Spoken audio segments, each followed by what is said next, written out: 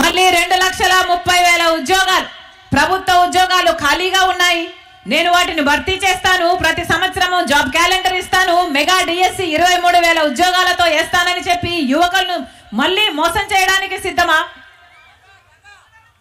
రైతులకు 3,000 కోట్లతో ధర స్థిరీకరణ నిధి ఏర్పాటు చేస్తామని చెప్పారు.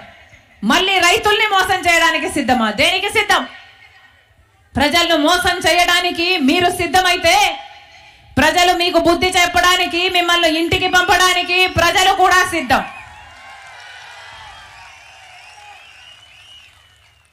ఎక్కడైనా విన్నారా? ఎవరైనా టీచర్ ట్రాన్స్ఫరో, పోలీస్ ట్రాన్స్ఫరో, ఒక ఉద్యోగస్తుడు ట్రాన్స్ఫర్ గురించి విన్నారు? ఇలా వైసీపీ పార్టీలో ఒక క్యాండిడేట్ ఒకవైపు నుంచి ఇంకొక ప్రాంతానికి ట్రాన్స్ఫర్ విన్నారా? క్యాండిడేట్లను ఒక ప్రాంతం నుంచి తీసుకెళ్లి ఇంకో ప్రాంతంలో పెడుతున్నారు. విన్నారా ఎక్కడైనా? ఏం చేస్తాం? కలికాలం. మొన్నగా అన్నని అడిగాను, ఏంటన్నా ఇలా నాన్ లోకల్ అవుతాడు కదా, ఒక క్యాండిడేట్ అని తీసుకొచ్చి ఇంకొక చోట పెడితే ఎలా ఓట్లు వేస్తారన్నా అని అడిగాను. ఎందుకు చేస్తున్నారన్నా, ఎట్లా వర్కౌట్ అవుతుంది అని అడిగాను. అంటే ఆయన ఏం చెప్పాడో తెలుసా? ఏం చేస్తాం తల్లి, ఇప్పుడున్న క్యాండిడేట్లేమో మాఫియాలు చేశారు, ల్యాండ్ మాఫియా, లిక్కర్ మాఫియా అని బ్రహ్మాండంగా సంపాదించుకున్నారు. ఇప్పుడేమో ఆ క్యాండిడేట్లకి అక్కడ అసమ్మతి ఉంది, అక్కడ ఓట్లేసే పరిస్థితి లేదు జనాలలో. కానీ ఇప్పుడు ఆ క్యాండిడేట్లకు మేము టికెట్ ఇవ్వకపోతే ఆ క్యాండిడేట్ ఇంకొక పార్టీలో చేరుతాడు, ఆ డబ్బు ఖర్చు పెడతాడు. మాకేమో డబ్బు కావాలి, క్యాండిడేట్ అక్కడ నిలబడకూడదు. మరి ఏం చేస్తాం తల్లి, ఆ క్యాండిడేట్ని తీసుకెళ్ళి ఇంకో చోట పెడుతున్నాము అన్నారు. అంటే ఒక చెత్తని ఇక్కడ నుండి ఇంకో చోటికి తరలించినట్టు వైసీపీ అభ్యర్థులని ఒక చోట నుంచి ఇంకో చోటికి తరలిస్తున్నారు అన్నమాట. ఇది ఎక్కడ విడ్డూరం? ఏం జరుగుతుంది మన రాష్ట్రంలో?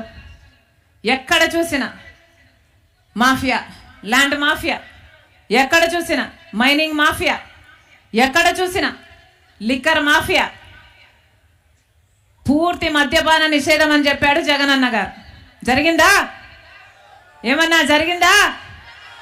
పూర్తి మద్యపాన నిషేధం చెయ్యకపోతే అసలు నేను ఓట్లే అడగను అన్నాడు జగనన్న గారు.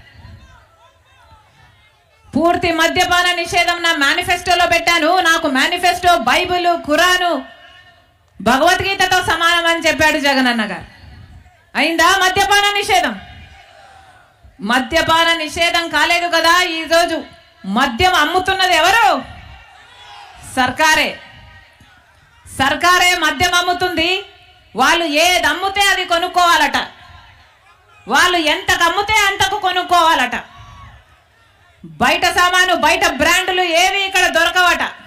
అవునా? ఏం జరుగుతున్నాయి ఇక్కడ?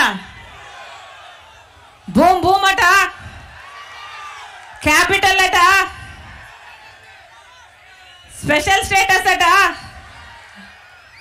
ఆఖరికి డిఎస్సి కూడా అట. అయ్యా మీ వాగ్దానాలు ఎక్కడ నిలబెట్టుకున్నారు జగనన్న గారు అని అడిగితే మద్యం షాపులో, లిక్కర్ షాపులో నిలబెట్టుకున్నాం తల్లి అని చెప్పేటట్టుంది పరిస్థితి. ఇది కాదా జరుగుతున్నది? ఎక్కడికి వెళ్తుంది మన రాష్ట్రం? ఎక్కడికి వెళ్తుంది? ఇప్పటికీ కనీసం రాజధాని కూడా లేదు మన రాష్ట్రానికి. 10 సంవత్సరాలు అయిపోయిందే. 5 సంవత్సరాలేమో చంద్రబాబు గారు ముఖ్యమంత్రిగా ఉన్నారు, ఇంకొక 5 సంవత్సరాలేమో జగనన్న గారు ముఖ్యమంత్రిగా ఉన్నారు. ఎవరు పట్టించుకున్నారు? మన ప్రత్యేక హోదా గురించి ఎవరైనా పట్టించుకున్నారా? ఆ రోజుల్లో చంద్రబాబు గారు అన్నారు మాకు 10 సంవత్సరాలు. ఆ రోజుల్లో కాంగ్రెస్ పార్టీ 5 సంవత్సరాలు ప్రత్యేక హోదా ఇస్తానని చెప్తే ఆ రోజు చెప్పిన మాట, మోడీ గారు తిరుపతికి వచ్చి 3 నామాల వాళ్ళ సాక్షిగా చెప్పిన మాట 10 సంవత్సరాలు ఇస్తాము అన్నాడు. ఆ 3 నామాల వాడికే పంగనామాలు పెట్టాడు మోడీ గారు. ఇక ఈయన కేడీగాక ఏమవుతాడు? 10 సంవత్సరాలు ఇస్తామన్నాడు. ఇప్పటికి 1 సంవత్సరం కూడా